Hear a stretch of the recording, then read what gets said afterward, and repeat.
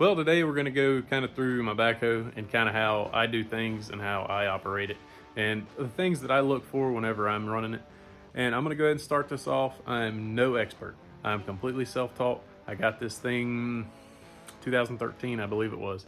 And I mean, nobody has really ever helped me. I've got a few pointers here and there, but I pretty much read and looked and tried to figure it all out on my own.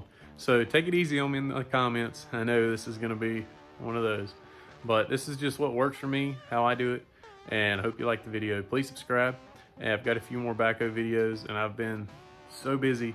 I got a request for this video a while back ago, and I've been trying to get it done, but I have had stuff piled up on the backhoe about this high from doing the rebuild on the boat, and I just have not had any time. So I apologize, but I'm finally going to get it to you, and I hope it helps. And I'm trying to get this video, I've been trying to get it out for a while, and I'm so sorry I haven't been able to. But I don't know, bear with me on the quality, because I don't know if I'm gonna be able to have time to upload everything to my laptop and do it in Adobe and try to get the best quality. So I may end up just doing it on my phone and trying to get it so the guy who asked for it can see it. And I hope it's not too late, but sorry for the quality, and try to do better next time. So we're kind of working in between rainstorms today, but I finally got all of this junk for the boat cleaned off, and I got to get this thing out to do something for the boat. And now I'm getting ready to crank it up. I haven't cranked it up in a while because it's been set here with stuff piled all over it because I'm just out of storage and I have so much stuff for the boat. So the first thing I'm going to do is walk around, look at everything, and the fluids. There's really, I normally check the power steering fluid every once in a while, which is right over here. This is your power steering fluid, and that cap just comes off, and just check it obviously. But you want to keep these things greased up as much as you can. Pretty much, I grease it every couple times I use it, and when I use it, that's not like all day normally. I normally use it for an hour or two here and there. So depending upon how much you're using it, how often, you want to keep it greased. And I could go through all the grease fittings on this thing, but this would be the longest video on YouTube. They're everywhere. Pretty much anywhere you see dirt and junk and grit, because I have not cleaned this thing and I need to. But most of them you can always tell where the grease fittings are. It's pretty easy. But there are a ton. It probably takes a case. If this thing's pretty dry, it'll take a case of grease to get all the grease fittings, at least 6-8 tubes. So it's getting a little dark in here because that storm's coming in. But first thing I always do is check my oil and my radiator fluid. Those are the two, probably well, I don't know about the most important, but always check your radiator fluid, oil, and hydraulic fluid. I'd like to get it warmed up, put it in transport position, pull that out. If it runs out, you're good. And right here's where I add it on mine. So that's pretty much it. You can check your rear end fluid, which is right here, and there is for the transmission, where your shuttles are. That's the fluid for that, and they both takes 90 weight, I believe. I can't remember. I'd have to look back at the book.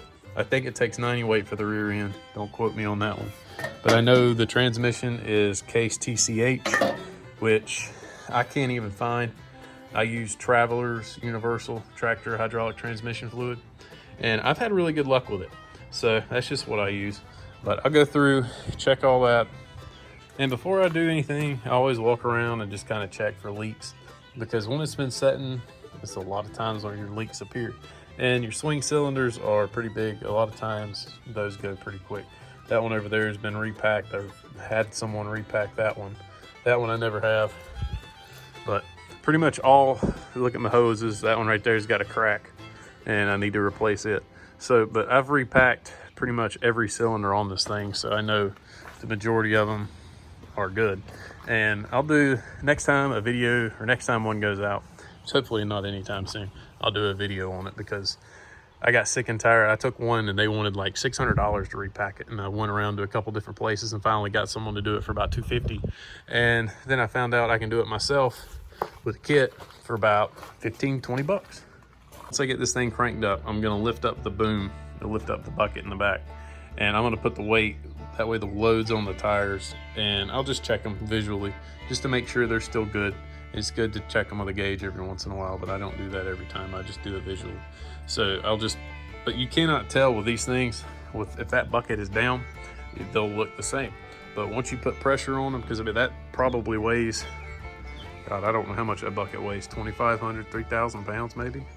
I don't know if it's quite that much, but it weighs a lot. And whenever you lift that up, those tires, if they're low, you can tell real quick. Normally let it warm up for at least, depending on the temperature. If it's cold, I'll let this thing warm up for 30, 45 minutes, sometimes longer, because just whenever it's cold, those shuttles, they don't like to do as well on this thing, because it's old, it's been used and abused, and I always like to let it warm up quite a bit. So that's about all I can think of. That's normally, I just kind of do it. I don't really think. It's one of those things that I've done so many times before I get on it. I always check my fuel as well, I guess. And as far as the rear end and transmission oil, I check those a couple times a year and just kind of keep an eye on those. And if you're gonna, this thing, it don't like to start. I can just tell you, I think the injector pump really needs to be rebuilt. It started leaking a little bit a while back ago, and I think it just needs to be rebuilt at some point. But it still runs good, but it does not like to crank whatsoever. Middle of summer, doesn't matter. And I've already put one new starter on this thing and pretty much burned the other one up trying to get it to crank multiple times. So what I started doing is, on this one right here is the breather for the air intake, and I'll take a little bit of ether, and this one's probably going to get a few comments, but I'll just take a little squirt, and just one little squirt. That's all it takes. Don't go crazy. One or two just little squirts. That's all you need, and that will help this thing crank up like that. So that's what I do just to save my starter, because it will crank completely, but it takes quite a bit of winding, and if I do that, just a little bitty touch, and it'll normally crank right up. So I need somebody, if anybody's watching this and has one, tell me if you have this on yours, because a guy had this before me, was a welder, and he did a few different things to it, and this, it just does not look like it was factory. It looks like somebody cut it out a torch hole and put that on there, just I guess to transport it. But I don't know, I'm curious. Well, I don't know if you're going to be able to hear me, but I got this thing running low. I normally run at about 1,500 RPMs. And first thing I'm going to do is put my outriggers out, level it up. And I don't put them out too far. I know a lot of people raise it on up. I just get it where it's supporting the backhoe, so it's not putting all the weight on the tires. And for the swing, whenever I'm doing the swing, I always keep my feet off the pedals, and then I'll move them up and go right and left. And for me, I cannot keep my feet on the pedals, because I will make it walk whenever I'm digging, and I've blown cylinders out before doing that. So that's just a rule of thumb that I never do. So now I'll go ahead and get my bucket, the dip, I guess is whatever it's called. Get it kind of how I want it. Up and down lever. Back cranks it up, forward takes it down. Bucket out, takes the bucket out. In, takes the bucket in. And then, I can't remember if this is boom or what this is called, but that takes it out. So whenever I'm getting ready to dig, I like to bring my bucket about like so, set her down, and then I'll bring it in with the far lever, and I'll bring my bucket in with the middle lever, and I'll kind of work it all at the same time. I'll show you.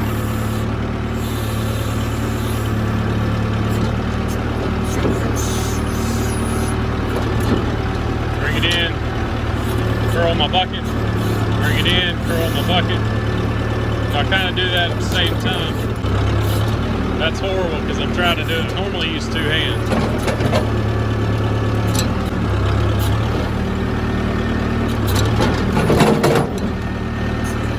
So whenever you're trying to level out side to side, on mine at least, the swing cylinders are not very strong. So I will lift it up just a touch where not all the weight's on the bucket. And then I'm gonna take outside stick that brings it back and forth, and I'm gonna push on that boom a little bit, and that kind of helps it go. If you just try to do it without doing that, you don't break the friction of the ground, and it won't really do it. Just a little bit of pressure, boom, no swing, and that's it.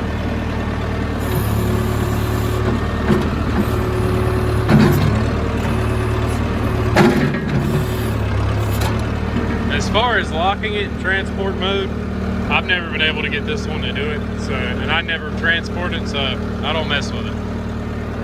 Alright, I got it idling down really low. I'm trying to make it where you can still hear it.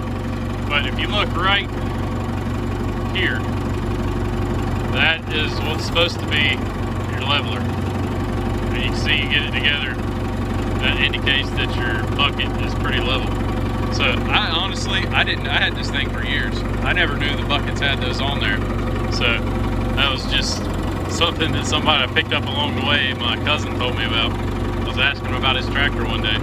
So whenever I'm scraping or trying to dig, I always start with it slightly down. And then as I'm pushing forward, I'll bring my lever in, which raises the front of the bucket. And just kind of dig down. I'll take it down and in. You just got to kind of play with it and get the feel for your backhoe. This one is old, and I'm sure a lot of the stuff probably isn't like a newer one. And you know, I have no idea. This is the only backhoe I've ever ran. So, but whenever I'm pushing, that's what I'll do. I'll kind of keep it down, put it down a little bit, not quite that far, right in there. And then I'll drop it just about level, and as I'm going, I'll kind of bump it up, bump it down as I need. Try to keep the ground level when you're trying to scrape and dig off the surface. And as far as whenever you're trying to level out, I can't get it to do. I have a hard time with it. I'm no expert, and I have a hard time. So I'll take my bucket just like that. A lot of times when I'm going forward, I'll take my bucket like that, and that helps me a lot to take that bottom edge and level out nice and level. And when I'm trying to back it up, I'll do the same thing. And a lot of times, if I'm trying to back up, scrape, and come back at kind of the same time, I'll bring it down just a little, about like that. Put some weight on it, and that'll kind of compact it and level it out at the same time as I'm backing up. So down in here is your two brakes.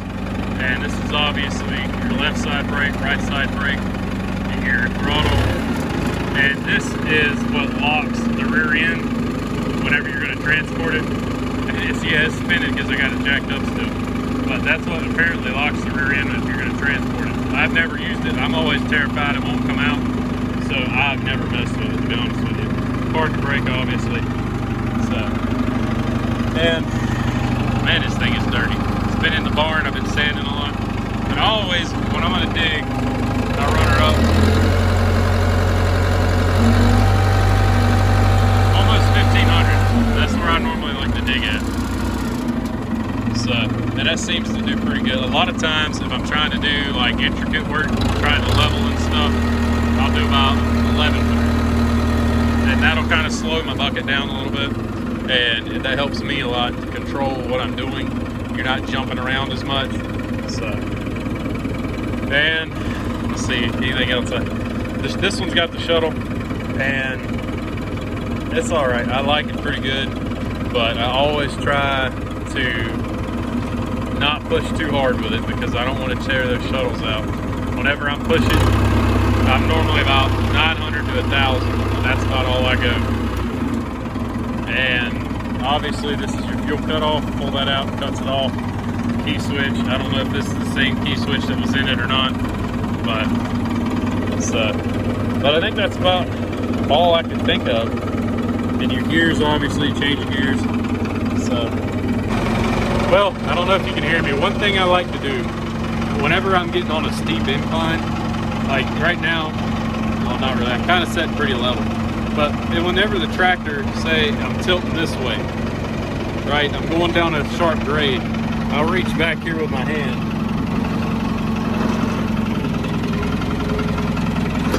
And I'll move that bucket over and that changes your center of gravity and keeps your weight to one side. These things are pretty top heavy, and I'm no crazy experienced operator, so whenever I'm on a pretty good incline, I always do that. It makes me feel better. So it may not be needed on a lot of the times I do it, but I do it about all the time. And it's just something, it's a habit I've got, and it's just what I do. But it just kind of makes me feel better when I'm on a good incline. And this thing, it's got the big floppy tires, so you can feel it kind of rolling, and I don't like that feeling. So that's something I always do, just to kind of be safe and hopefully never roll this thing over. All right, I got her pulled in the barn here, and I always try to idle it down about 600 before I cut it off, 500-600, and pull that lever out. Now I can quit yelling. Well, I got her back in the barn, and I hope you could hear everything. I have no idea if you're gonna be able to hear any of it. And it's starting to pour down rain, so I'm trying to hurry up and get this video done. I got other stuff to do. But whenever I'm running it, I keep my hand like this, and I'll run these two right here. So up, down, and the bucket tilt. And I'll keep one hand like this, so I can work these two kind of at the same time. And then I'll keep this hand right here on this one. And every once in a while I'll reach over and do like that. But normally this hand controls these two for me. And again, I always 100% of the time keep my feet off these pedals. I've tried so hard.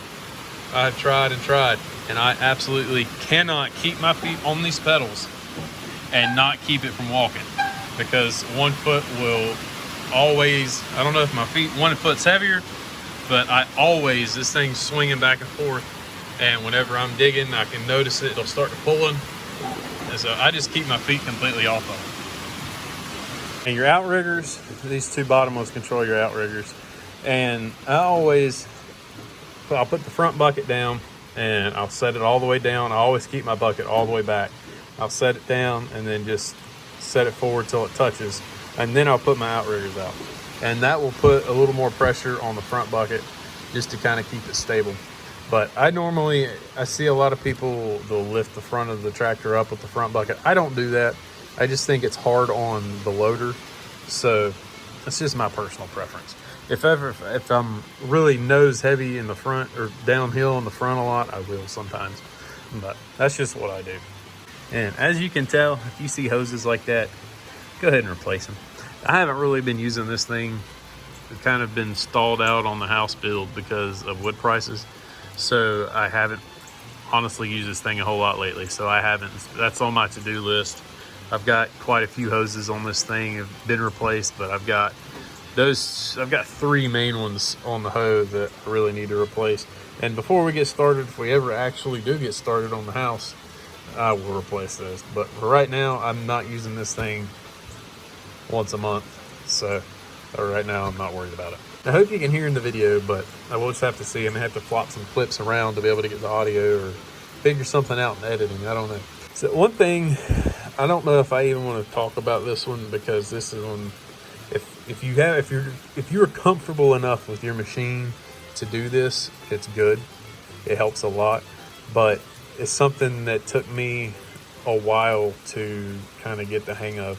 Whenever I'm digging, like I'm digging towards me, instead of turning around, lifting everything up and trying to, use the motor to pull myself forward a couple feet, I will just lift the outriggers up where they're just not touching the ground, and then I'll use the hoe to just kind of push myself forward. And that gets kind of dicey. I'm not gonna lie. And I wouldn't advise trying that until you get kind of comfortable with your backhoe. And it could be really easy to do something wrong, and you could flip your backhoe over really quick. So, and whenever you do that, I always idle down. I normally run around 13 to 1500 depending upon what I'm doing, and I always idle it down to about 600-700, because that way when you're up at about 1300 to 1500, that hoe can jump pretty quick. you idle it down, and you're not as likely to make a mistake with the controls. Because these things, they take a lot of getting used to. And Lord have mercy, it took me, I'm still learning stuff on it. I'm not going to lie. I'm still every day, every time I go out, I'm like, hey, I can do it this way or do this or do that. So for me, it's always a learning curve because these controls are something else. So whenever I got mine, I didn't even go get it. I had bought it from a guy down the road. One day when I was at work, he dropped it off for me. Just drove it down the road to the barn down here. And, you know, it was just touch and go. Because I had never ran a backhoe before and never really ran a loader before. And, you know, I had to figure these things out on my own. And that took me a little while, I'm not gonna lie. And I mean, it didn't take me, I could run it in a day. I could dig a hole in a day. But to run it smoothly, that took a while. And I'll be honest, I'm still not great with it. I don't use it enough to be proficient. And if I use this thing every day, I could do way better and probably do a lot more things. But I just don't.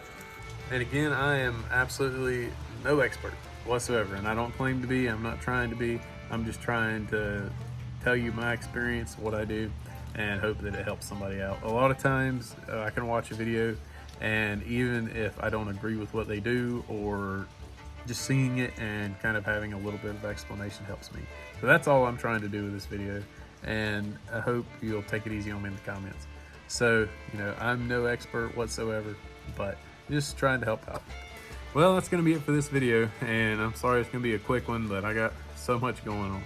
And if you haven't seen the boat build videos, go ahead and check those out. Please subscribe, and I hope that I covered everything. I know I didn't. I know there's something I missed, and make sure you read the description. I'll try to, whenever I'm editing, I'll probably think of something, and I'll put it all in the description. But I hope you liked the video, and I'm trying to, and I apologize. I know the guy that asked for this, it's been a while, and I've just been so busy. I apologize, and I've been trying to think of ways to get it to you and to get this thing unburied and get it out of the barn, and I just haven't been able to do it. I've got like 3 weeks to get my boat done, and we're going to go to the beach, and I may or may not get it done. So we're going to try to get that thing done and move on with life. But appreciate everybody watching. Please subscribe. We'll see you next time.